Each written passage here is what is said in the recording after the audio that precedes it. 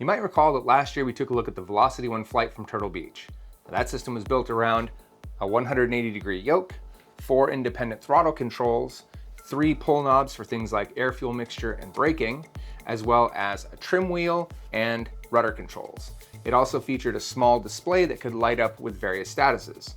Now, that's pretty much built for a game like Microsoft Flight Simulator, which is probably why it came out on both PC and Xbox. But sometimes you gotta go fast and blow stuff up. And that's where a device like the VelocityOne Flightdeck comes in. It has a laundry list of features and programmability that I simply could not memorize for this introduction. I'm Ron Burke, editor-in-chief for Gamingtrend.com. Let's unbox this thing and see what's inside.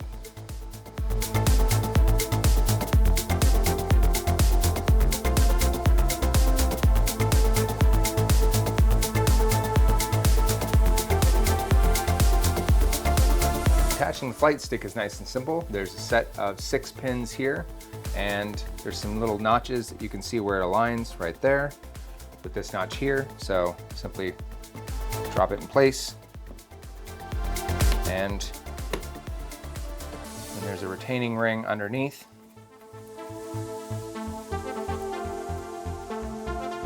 Once that's all the way up, you're in business.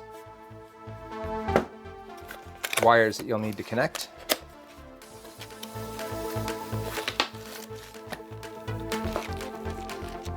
And it wouldn't be Turtle Beach if it didn't include a sticker.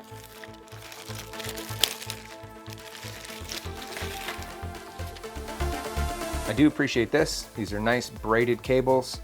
It's USB-A to USB-C for both of these, but they're nice and braided, so these shouldn't tangle up. That's gonna be nice. And they're also attached to a Velcro strip. So when you want to put this away, you can wrap it up really easily. In this small bag, we have screws. Now, I'm not sure what these are for, but we're gonna look in the instructions and figure that out. The last thing in the box is this quick reference guide. And if you open it up, you'll see that there's 41 buttons that you can program on this device. And on the back, you'll find what the default button mappings are. Now, I actually know some real pilots, and they have something very similar for their Cessna. They have a printout of their entire control surface. And on that poster, although frankly, it's this size, it has little call outs that says, this is what every knob and button and switch and fuse on their plane does. The idea is not that they're gonna have some giant poster in their plane, but that they've committed that to memory. And you're not gonna do that with this, at least not in the beginning. And if you take a closer look here, you can see that it's not actually listing what the functions are, it's listing what the button is. So if you've ever cracked open, well, using Microsoft Flight Simulator again as a reference, and it says something like button 23 upper outer press, and you have no idea what that is, well, now you do. You can look on this and it'll tell you, oh, I see exactly where that is. So then you can program it to do whatever you want. So the idea, of course, is that you're going to use this to set all of your settings for whatever game and save it as a profile. Again, you're probably not going to commit this to memory, but I would recommend that you keep it handy. If I'd given it some thought, I could have figured out what these were right out of the gate. Now, picking these up, they are pretty hefty, but these screws are for mounting it to a desk or to a chair. I know that Turtle Beach sells a number of them specifically for this purpose. There's 3 on this one. You'll see that there's 3 on the bottom of this one as well. And I don't know. For the stick, I'm not really feeling a whole lot of opportunity unless you really kind of knock this thing around. But I could see it for the throttle. All the way back, no problem. I'm not really feeling a lot of movement there. But forward, I could see this thing tipping forward a little bit. Is that a problem? I don't know. It's really up to you to figure that out. But they do include the screws as an option, and depending on your use case, you might use them. We're going to start off by looking at this programmable OLED. So I've brought out my laptop and I'm going to plug it in here. As I mentioned, it's USB-C up here. You can see that come up, VelocityOne Flightdeck. And already you can see the green programmable LED up top. Nice and bright. I'm appreciating that already. On my screen here, you can also see that it sees that the flight deck is connected. It sees that the main stick here is connected. It does not see the other piece because I've not plugged it in, the throttle. So we're gonna do a quick check and see if there's anything to click on for updates or anything like that. Looks like we have the latest version of the firmware right out of the gate. I'm gonna go ahead and tell it to notify me if there's ever any updates.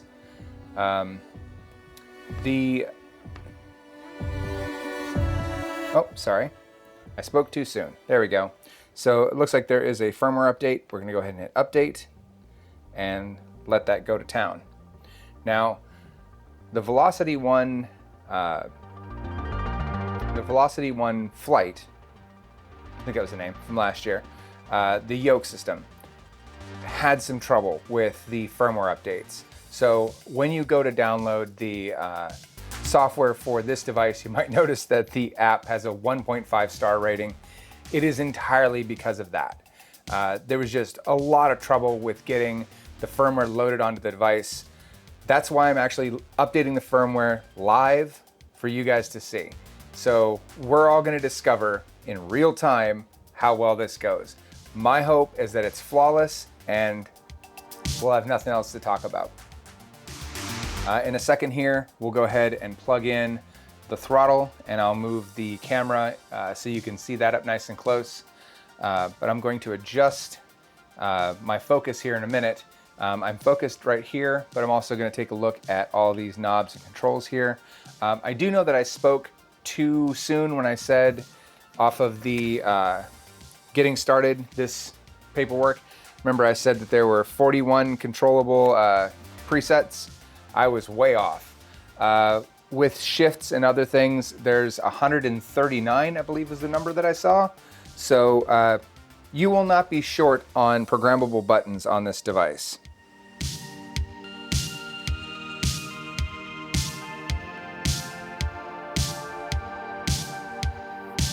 We're about 27% complete on that. You can see there's a blinking light around the top of this. It's flashing between blue and green, and you can see that all throughout here on the stick. I don't want to do any more inputs than is necessary, so I'm going to stop pushing that forward. I would hate to trip this thing up, but it does give us an opportunity to take a look at some of the other lights that are on this device. You can see that all of these buttons are lit, as well as these switches, and they're also labeled. So B14, B11, B12, B13. One of my biggest pet peeves is when they give you this really slick design for a control surface and then they don't label anything. Again, using Microsoft Flight Simulator as an example, there's nothing worse than having it tell you that you need to adjust a button and then you're literally bringing up software to try and actuate each button to find out just what the hell button that is. So here at least you have a very clear indicator of what those are, and you can see their positions. Off, on, B27 being a midpoint, gear, so that's going to be up and down. It's nice to have gear controls directly on the device rather than that being a button. That's just a tactile thing, putting the gear up and taking it down versus hitting a button. Same thing with these toggle switches here. Being able to bring an engine online, or if you're mining, being able to move a mining laser in place or something like that. Just having those tactile moments makes this worth the purchase. You have a hat here that you can adjust. You have this castle over here, this secondary hat, and then you have this other four-way control switch here. So you've got 3 different motions here. Again, if you're going to program this, you're probably going to have a number of different functions that you can do with this. I personally like the idea of, and I'm going to use Star Citizen as this example, being able to move my mining laser into place and then maybe adjust it with this castle here, being able to move it in and out of position until I get just the right angle, and then being able to move the actual arm into place with this one, and then maybe the fire button at that point becomes actually firing the laser so it can cut the rocks for me to mine them. So being able to adjust this and have it do exactly what I want, and being able to program this screen to reflect what I want, that sounds very exciting to me. There's a height adjustment over here that we can see on the stick. Not everybody has big meaty hands, so maybe that might be a necessity for you to figure out exactly where you want this to live. You've got this stick pinky control here, as well as this ring finger button here. There's obviously the trigger. There's another hat over here for the thumb, and there is a HUD nav button here. There's also a scroll wheel here, and that is also a button press. So you've got scroll and you've got button press there. There is a button on the side here, and there's a button up here. There is no shortage of controls directly on here without having to move your hand at all. So that's kind of an overview of this. There's also a start stop button, a plus, a minus, and looks like a home button labeled as B31 through 33, and start stop is B22. So looks like all of that went well. It went ahead and rebooted, and we see that the screen is back up and running. So we're gonna pause for a second. I'm going to get the throttle over where we can see it more clearly. There's one last thing I wanted to point out. Now, we all know that Turtle Beach is an audio company. So they do also a number of other things, obviously, as well as controllers and headsets. And so it's no surprise that this has an audio jack on it. Now, audio jacks on a device like this, not uncommon. What is uncommon is that they've integrated all of the advancements that they've put into those headsets.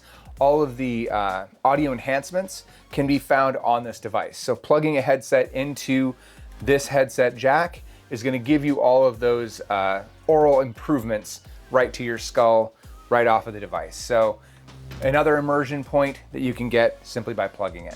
You can see that everything's all lit up. You've got a fire button here. You've got lights through all of these.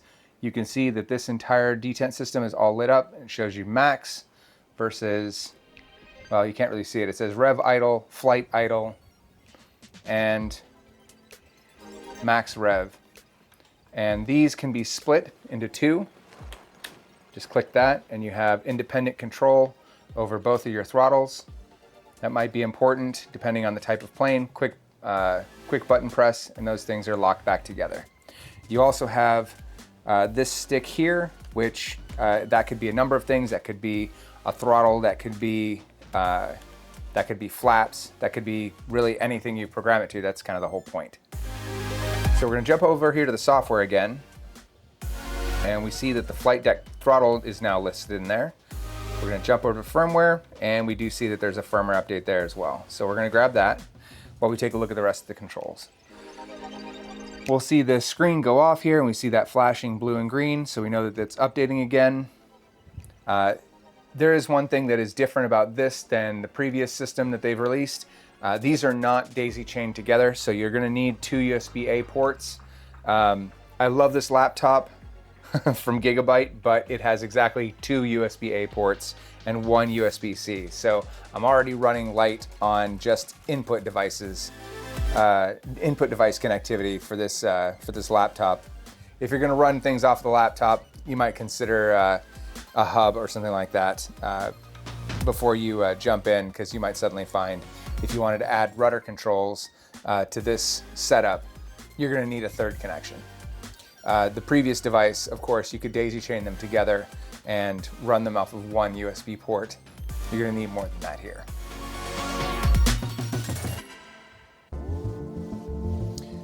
So taking a look at the controls here on the side, you can see that we have this hat on the side, this castle.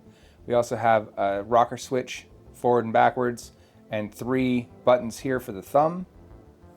This is a knob with detents, so you can really feel that as you're adjusting it with your thumb. You can feel that kind of lock into place. Again, I don't want to actuate these things too much during firmware upgrade. We've got these knobs here. These also have detents, and this is like a positional switch. So if you think of like a master arm or something like that on a flight sim, that could be your master arm. Again, these are all programmable, so it's really up to you how you want to use them. The big thing about this entire device is this right here, and that is a touchscreen OLED. So the touchscreen OLED can be anything you want.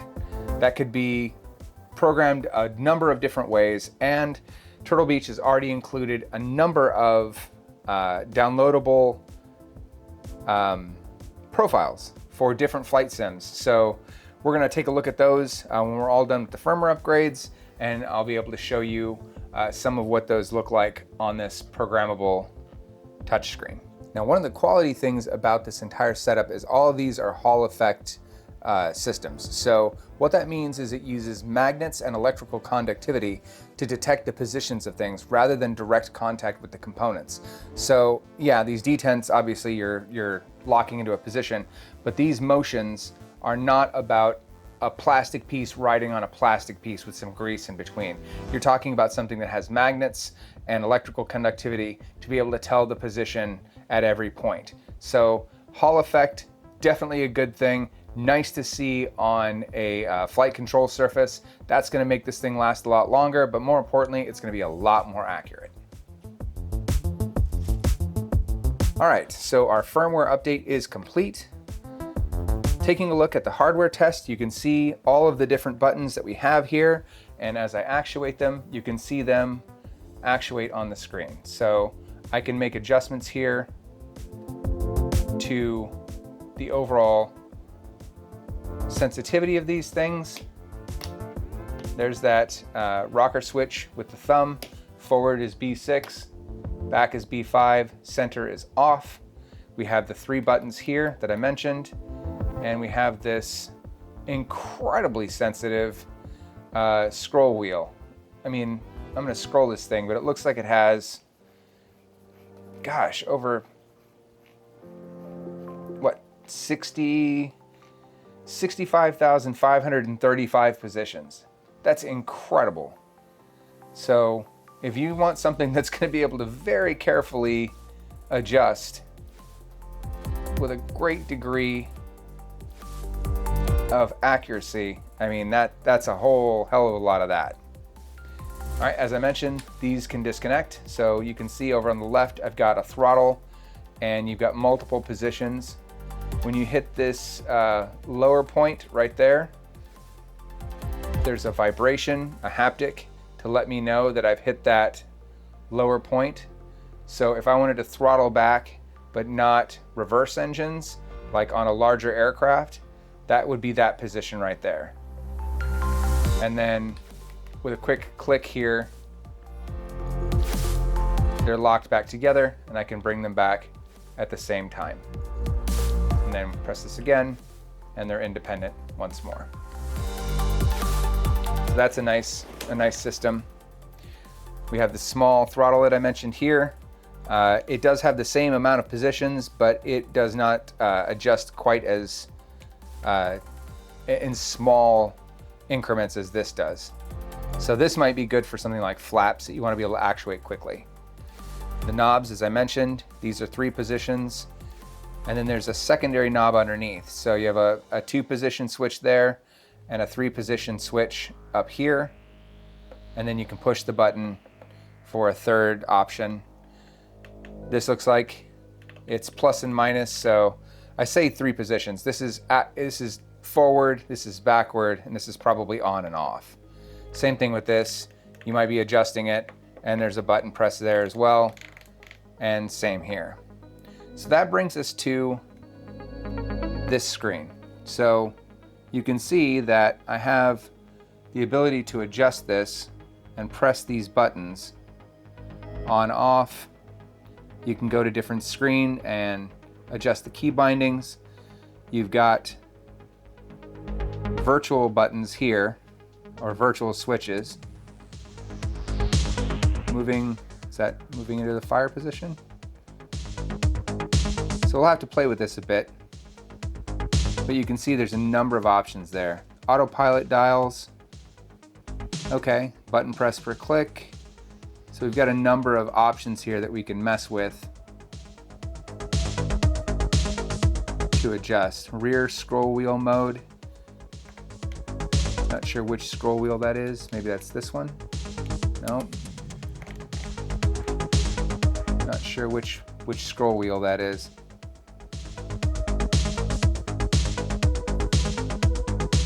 All right, so we'll have to play with this one to see what that is exactly. But you can change it from digital to analog.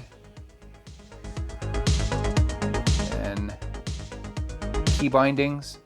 So obviously QWERTP0 or OYA. So this is where you could set a key bind for your keyboard controls to be able to actuate those things directly on this device. So we're going to exit out of here, and I'm going to jump back over to the software here, and we're going to jump into configs. So down here we see, I can scroll this. I don't know if it's going to let me scroll here. There we go. Fighter jet, space, and commercial jet.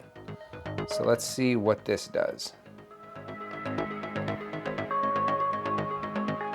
So it's going to sync to the throttle. Okay, so it automatically changed. We have electric, we have view controls, anti-ice, unless of course it's a Boeing aircraft, and that's going to crash the plane. If you think I'm joking, I'm not.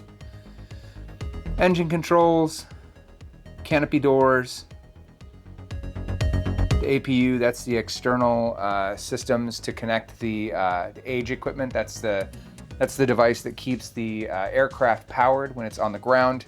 So when the device is connected and powered up on the ground, then you can turn on the APU or turn that off. So you've got a number of controls here and multiple pages of them. Comms, navigation aids, all sorts of awesome flight controls right at your fingertips. Very cool. All right, so let's switch to space. So I'll bring that one up.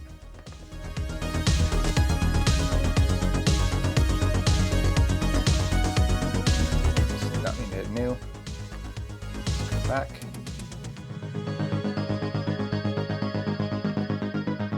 I'm just going to add all three. We'll make space active. In theory. There we go, syncing to throttle.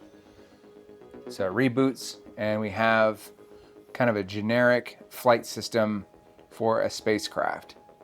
So I'm sure that's space cruise, start the aircraft, I don't know, quantum drive maybe. I'm not sure what these things are. Eject cargo, eject cargo. This is the worst control in Star Citizen. I have on more than one occasion accidentally ejected my cargo. Oops. I am no Pizza Express. It looks like that's fairly generic, and it's just this one screen. So then we're going to jump over to the fighter jet, and we'll make that one active. Sync that one to the controls. And yeah, that looks like that's kind of where we started. So you have engine controls, APU, canopy door. So here, okay, so it pulled in a few more things, navigation, comms, etc. So obviously that's all programmable as well. We'll take a look at a new config here in just a second, but all of this, of course, being easily spotted within here on the screen. You can see that all of these map to what you can see on the screen. So let's take a second and make a new config and take a look at what that might look like. Clicking on new config, you can see that we're going to name it. I'm just going to name it test. Configuration image, you've got a number of images that you can use, and then obviously you can upload from your PC. We will use this picture of an F-35 because awesome. Panel preview. Not quite sure what that means, but let's switch to the panel editor. And it looks like this is pretty much like a drag and drop sort of thing.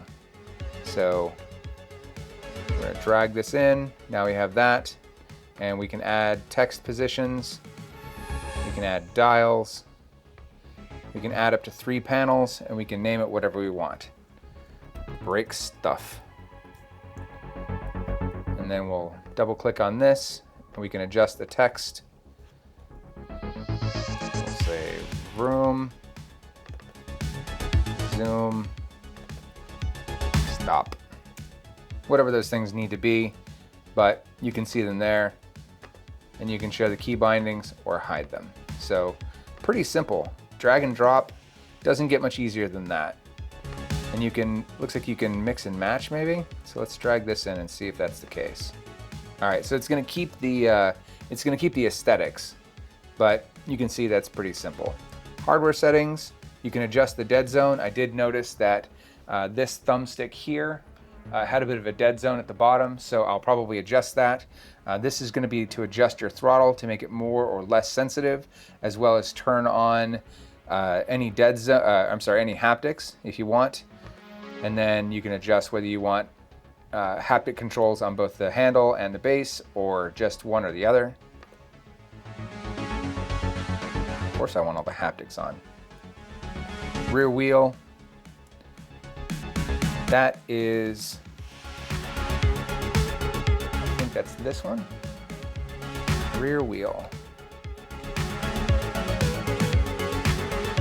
Oh, I'm sorry, I completely missed some controls. On the front here we have some more controls. We have a castle here, and we have two positional switches for your pinky and your ring finger. I'm not feeling the, oh, there it is. So, and then another scroll wheel for your middle finger. Man, this thing is just loaded with controls. But that's where you can adjust that. So you can make them digital or analog, and you can adjust the wheel response up and down, and then any dials, that's going to be all of these over here, as well as adjusting them for what the inputs do, and then how much of a spin on this you need. So if you want it to move quickly or you want it to move slowly, all of that can be adjusted in here. Once that's done, we're gonna hit save. And lighting, you can adjust the lighting. So I'm not quite sure. Oh, okay, yeah, we can simply make them whatever colors we want, and then however bright we want. We're gonna make them laser, for whatever that is. All right, so you've got laser there. We're gonna hit save, and let's see, how do we commit this? Save once more, test. There we go, syncing to throttle. You can see we've now got our terrible layout here for brake stuff. You can see the minimal amount of things that we did, and you can see the colors. So we've got the blue over here, we've got the red over here, and we've got the split here. You've got L1 in kind of a seafoam, and then L2 in red. So this thing is highly adjustable. Let's go ahead and switch back to the joystick, and we'll see what we can do over there. What I mentioned earlier. So this is the height adjust. You're gonna push that in, and you can see that you can lift this slightly. You can move that in and out. So if you have a taller hand and you need to be able to adjust this, or you want it to be lower down, you can do that nice and easily. There's one other control I forgot to mention, and that is this. Now, very few games are gonna use that, but I can think of some mech games that do that nicely. So that'll be nice to be able to twist this for yaw. There's also this button that I forgot to mention. There is a switch here, and again, that could be kind of a master arm, or that could be a number of different things. We'll have to figure out what's most appropriate for that. So on the screen over here, we're gonna switch over to hardware test, and you can start to see all of the buttons come to life here. We've got, starting at the bottom, we've got this throttle control. That's a 2-positional switch. We have this knob over here. That's a 3-positional switch. We've got these buttons. We've got these 2-way switch knobs here. Looks like that one actually stays in position. This one is an up and returns back to neutral. Same with this one. So this could be, well, anything that you need it to be, up or down, or, that could be whatever you want it to be. So, but that middle one does stay put. I mentioned we have this one stick, or this one control here down on the bottom for your pinky. That is an analog, as you can see. So that can be a number of things. And then there's obviously a click down here at the bottom. So this could be, like a feathering of the afterburner, or who knows, really it's up to you. Your middle finger, you've got this button that's B9, and that actuates whatever you want it to actuate. Castle here, I mentioned that HUD here. You can see all these lighting up on the screen, and you can adjust all of the dead zones on this. It doesn't look like there's any dead zone on the stick, and that snaps right back to the middle, no problem. This button right here, the fire button, what this is for, when you have this down, it's a fire button. When you have this up, it's a mouse. So as you can see, I'm moving my mouse on my screen right now. How many times have you had to go, ugh, and have to pull out a mouse in the middle of a game because you need to click a button or something on the screen? So now you have this. That's an amazing add-on. I didn't even know this did that. So that's way cool. All right, another hat here. This is a 4-way positional hat. This is an analog one. Another 4-way positional. This I thought was a button up here, but I think it's actually just a port for getting into the joystick itself. There's actually no button there. This analog here, again, that's another one with the 65,000 position scroll. And then it does actually have a button. Let's scroll this to the very top because I think it might actually have a button at the very top as well. I see that B29. Does that click? Nope. All right, well, not quite sure what B29 and B8 are. We'll have to figure that out. And then we have the twist. You can see that Z axis over on the left side of the screen. And then there is a start, plus, minus, and this dot here. Again, a lot of these can be used to act as a shift. So, you might have to program like B11 and this pinky does something in specific. You'll have to figure out what you want that to be. But you can see that we're already seeing adjustments here on the screen. See the axis and see that middle control starting to move down. So you have a visual indicator of where this is, because you obviously can't tell when you're scrolling this where that is, but you can tell right here. So that's an awesome thing. Up here you can also see there's a PC connectivity, a microphone, and a headset. Well, let me see if I can get this in the right position for you to see that. There we go.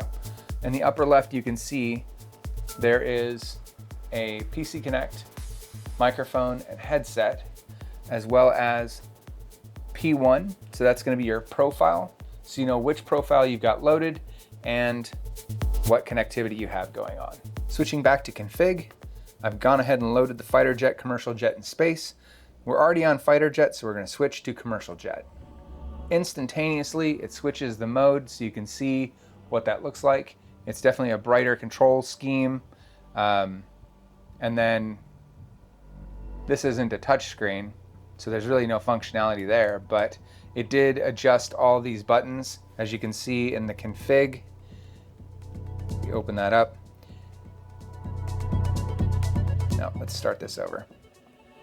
Disregard. We're already on the configuration for fighter jet. I'm going to go ahead and switch to commercial jet, and you can see it does so instantly. It changes the lighting scheme and it changes that screen. I'm trying to keep that without any bright spots.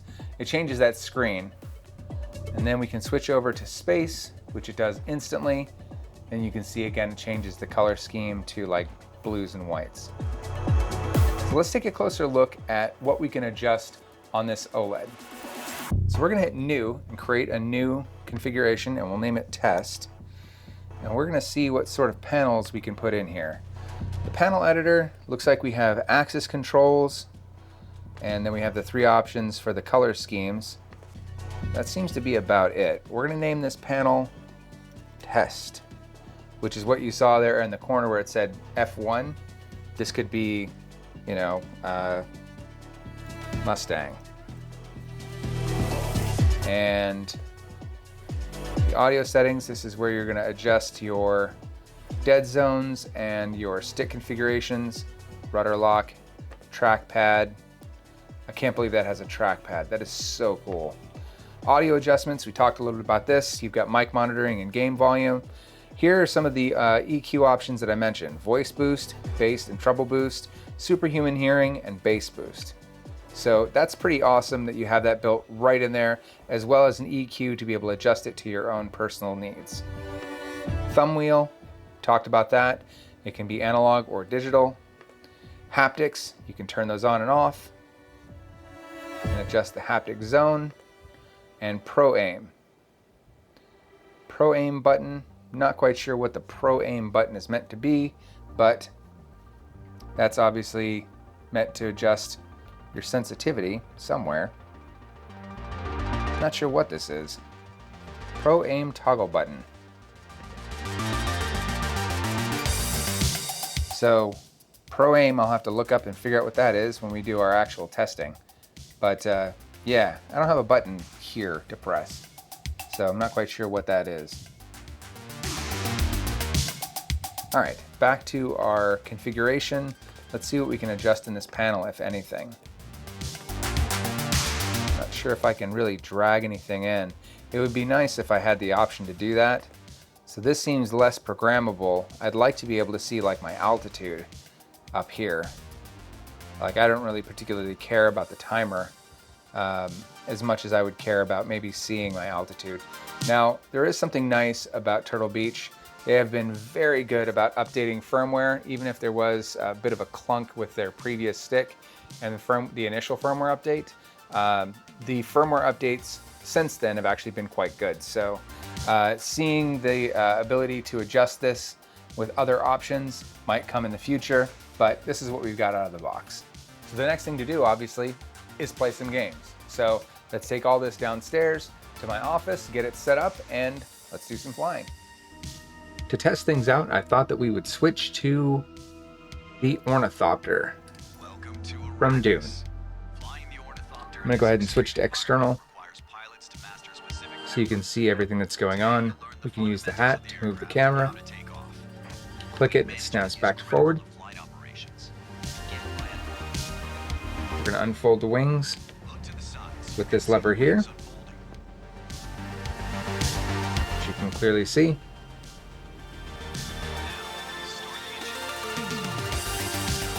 Start my engine here.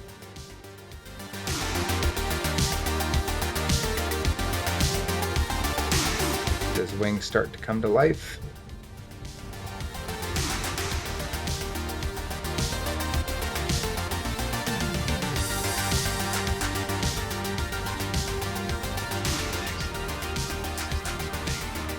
Awesome.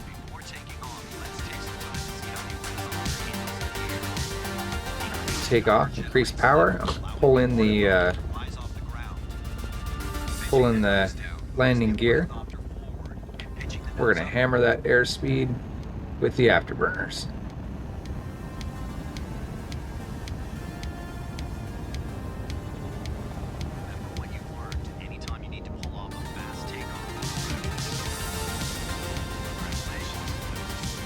Yes, it was. Look at that. My highest score yet. Guess I could do it slightly better on my takeoff. Alright. Now I'll switch to diving, which has to be one of the cooler things that this aircraft can do. And also going to use this control over the wings again. We're going to start mid-flight.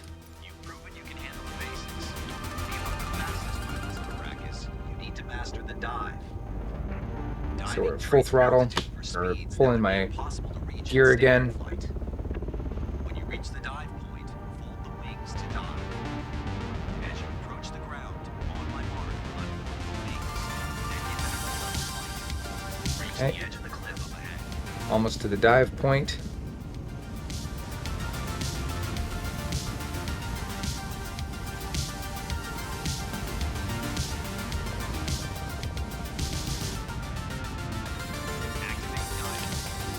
Pull in the wings.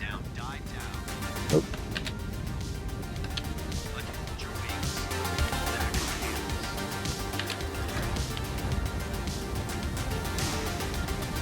So clearly I'll need to map my controls here, because it looks like Shift D and Shift S are not the same as retracting these wings when on the ground. So I'll need to map those controls, but anybody who's played a flight sim kind of knows that that's how that works. Well, I'll need to do better than that for my dive to score better than my previous, but Things are working as intended. Oh, I didn't stay under 1,000 feet. I definitely could have done that better. And landing.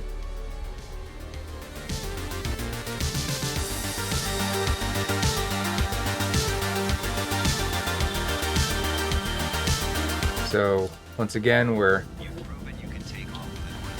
flying as we start.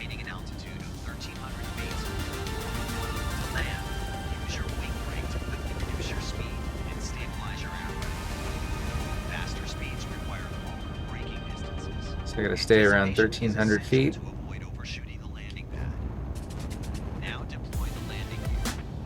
I'll deploy the landing gear when I feel like it.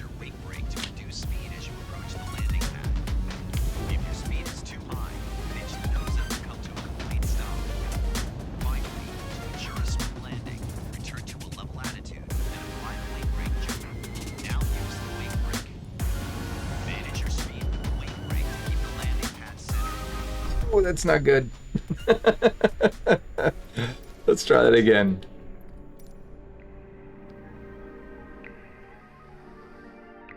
That was not Lisan Al-Gaib behavior.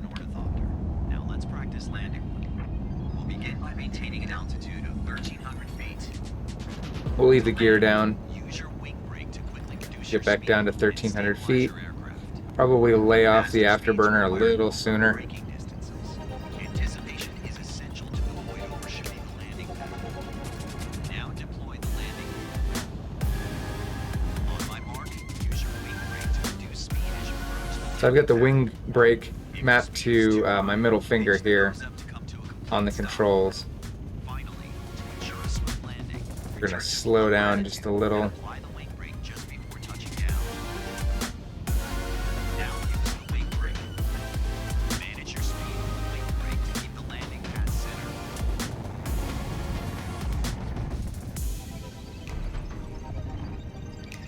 There we go. Now that you can land an ornithopter, you've got all the basics to fly on Arrakis. You need more practice. I but need you're more almost there. practice, but I'm almost there. Yeah, I've done better on that. You saw that I had all A's, so not a smooth touchdown. We'll run into one last thing. I'm not going to run through all the challenges. Obviously, I still have work to do. There's one that I've not completed, and that is this Coriolis Storm escape. Let's give it a shot.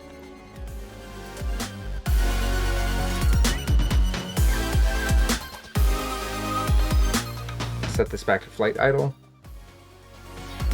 Although this one, we're already flying when the mission starts. This will definitely test your mastery over HOTAS, Emergency landing. but it is fun The storm and is difficult. getting close. I need immediate extraction. I'm northwest of your position. So he needs immediate extraction. And as we come over this ridge here, there's a mother of all storms coming in, so we've got to move quick. Pick up the pilot, and then make a break for a nearby cave. Bring my landing gear out. This is going to test my mastery of all of those other flight controls. Every second counts. Because as he said, every second counts. Try and land practically right on top of him. Come on, buddy. Let's go. We're going to use our afterburners to try and get out of here quickly. It's on the other side of these mountains. Let's move. I've only got a limited amount of fuel, but as you can see, that that storm's not playing around. These this cave is very tight to fly in. It's getting too close. Faster, faster. I'm using a combination of the twist functions for yaw and obviously the stick afterburners.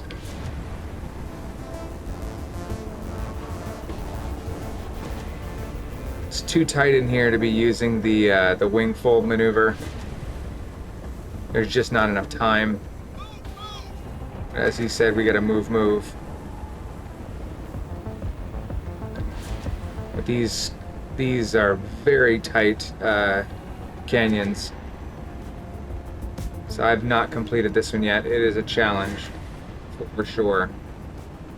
Especially if you're just running the afterburner almost non-stop, which I'm almost out of afterburner at this point. There's a crazy maneuver here. Oh, got it. Got to get to the Botanic Garden, but we just moved too slow. It's right in the middle of the sand. We are toast. There's no way I make that. So there you go. That is Dune. I am no Lisan Al Gaib. I could not make that landing quick enough, even with my full afterburn. This has got to be my landing of the initial pickup. I have managed to slide my ornithopter and somehow picked up the pilot, but then I crashed in the canyon. So I'll have to take more attempts at it. Let's go ahead and switch to Top Gun and see if we can make a little bit faster turns. All right, I've not managed to do any of these yet. So let's jump into something crazy. Let's do the Dark Star. From Mach 4 to Mach 9. I've not even put my toe in this aircraft, so it should be interesting.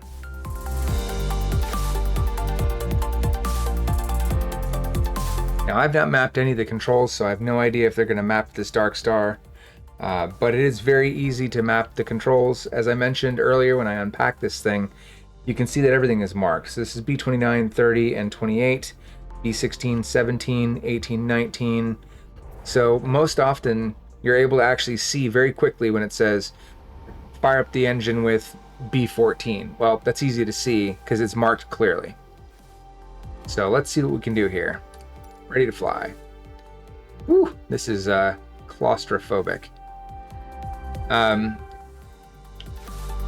We are going to release the parking brake with 11. So like I said, down here, I see 11. I hit that, it's released. Push the throttle to mill by holding F3. Well, that's going to be this. You can see down here,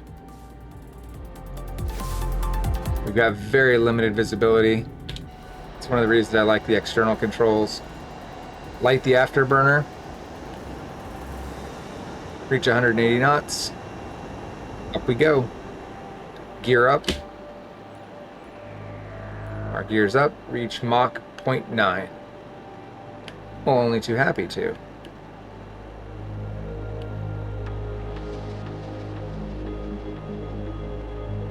So on the stick here, you can see this wheel. This is going to change your AOA, or your angle of attack, and that's really how you're going to adjust the height that the aircraft is attempting to maintain. So it looks like we're gradually picking up speed. We're at Mach 0.9. We're at Angel's 10. And our airspeed is pretty consistent. We're right around 500. So Mach 0.94. When we have the height, I imagine that's where we're really going to kick things into high gear. For those not in the know, the Dark Star was the original name for Lockheed Martin's F-35 aircraft, and it kind of had this blade appearance like this. This is a fictional aircraft that they made for Top Gun Maverick, but it is very similar to the original Lockheed design for that F-35. We're going to pitch up, maintain 20-degree pitch. So yeah, if I adjust this angle of attack, you can see that went up to -5, 6%, 9%, 11%. We can adjust that trim wheel here. Now the other flight yoke from Turtle Beach had a dedicated trim wheel as well. It was kind of a big rotational trim wheel. This is a smaller one right here that's also a button. Maintain 20-degree pitch. I don't know that we're quite doing that. We are losing a little bit of speed.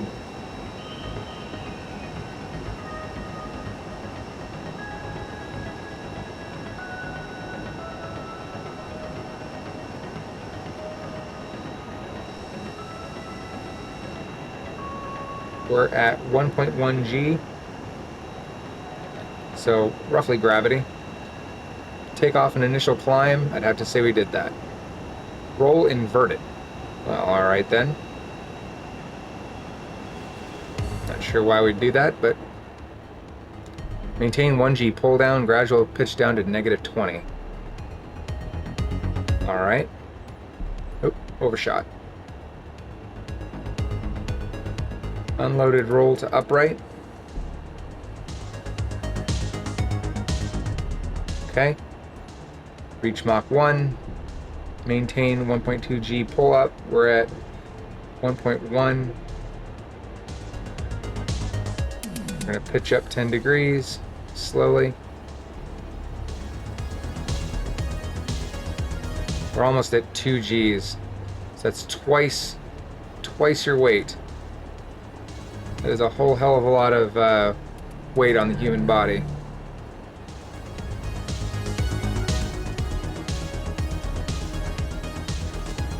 I'm not quite sure where to look for that 10 degree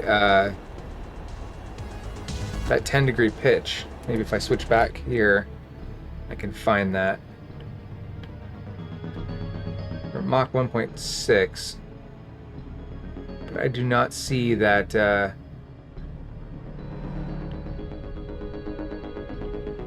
I don't see that pitch.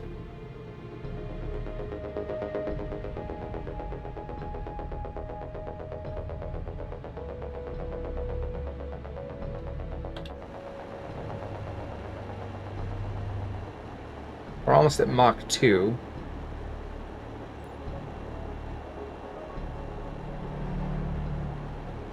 I'm trying to adjust my angle of attack and see if that makes the difference.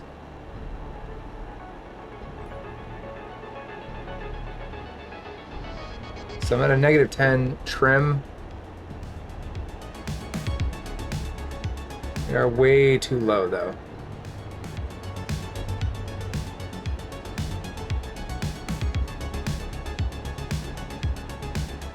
Yeah, we're about to be in serious trouble. Yep. Oversteered the aircraft and caused critical damage. So I'll have to play with that one and see what I'm supposed to do there. Let's try a different challenge. This low altitude, I did that once. Let's try California low altitude. Why not? Let's fly the Sidewinder. All right. Go fast, stay low. Wants you to maintain an altitude average of just below 5,000 feet. By the way, in Top Gun 1 and also Top Gun Maverick, when they say the hard deck is XYZ, 10,000 feet, whatever, that's meant to simulate the ground. So when you go below the hard deck, you have died. So I've only gone below the hard deck for just a moment. Well, that means that you were under the ground for just a moment. It is the dumbest thing in the movie, and that says a lot because there's a lot of dumb shit in that movie. But it's meant to be fun, and it's certainly that. But yeah, you can't go below the hard deck. That's just not a thing. Oh, this is one area where, if I was so inclined, I can unlock my engines, and you can see that I can adjust engine 1 and engine 2 independently. I don't know why I would want to do that, but if you had some sort of situation where you flamed out or something like that, you have that option. You can see that the jet keeps afterburner on this B1 button as opposed to over here, like I've got it mapped for the ornithopter. It's really easy to remap all these things. A friend of mine has already remapped all of his controls. Oh, that's way too high. Oh, there we go. Yeah, I'm starting to red out. Red out is when the blood pushes, I might be wrong on this. If I remember correctly, it's when it pushes down towards your feet and drains from your head, versus a blackout, which is where the blood goes from your head, or from your feet to your head, and it creates a lot of pressure where you see that kind of everything. Oh, not paying attention, I'm gonna crash. Where you've got blood rushing to your head and eventually it fills up your head and kind of puts your brain to sleep. And that's what the flight suit is for. So when you see the hose that hangs off of a pilot's flight suit, that's plugged into the aircraft, and it effectively kind of squeezes your body. And the idea, of course, being that it keeps blood where... Oh, come on. I barely scraped that. It keeps blood where it's supposed to be. I'm doing terrible on this, guys. I've died twice. I'm not counting that last one. I only required that the aircraft get a little more of a paint job. So yeah, if I redid this, I would probably adjust my angle of attack so I have some closer angles to the mountain ranges to stay really dangerously low.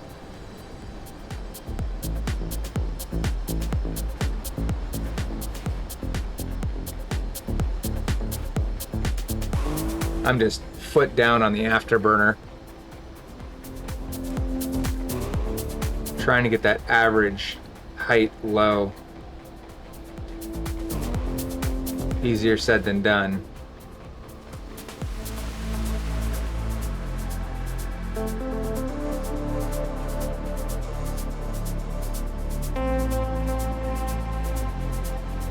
The Navy really does enjoy it when you showboat your aircraft.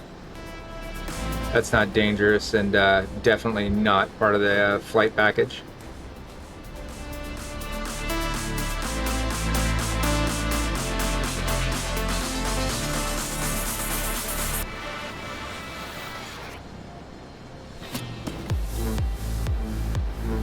Is that familiar music as we come up to our goal?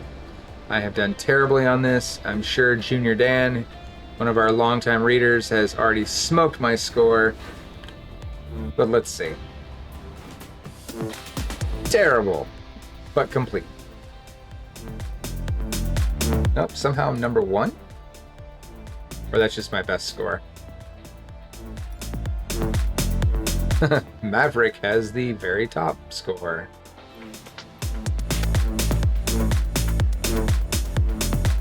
So that's Flight Simulator. Obviously, we're doing a lot of higher speed aircraft flying, but this setup can work for really any flight system. Right now I have the controls set up for flying jets or ornithopters, but I could just as easily go in here and make the same sort of adjustments and fly the Cessna or really any of the aircraft available in Flight Sim. So real game changer just in terms of just the tactile feeling of flying the plane, adjusting your speed, deploying your gear, adjusting your flaps. All these things, of course, again, can be remapped, but just being able to mess with those things, and when you can't map it to a button, maybe you have a virtual button over here, it's just a really cool thing to be able to take control of the aircraft physically like this. And yes, it does work with the VelocityOne rudder pedals.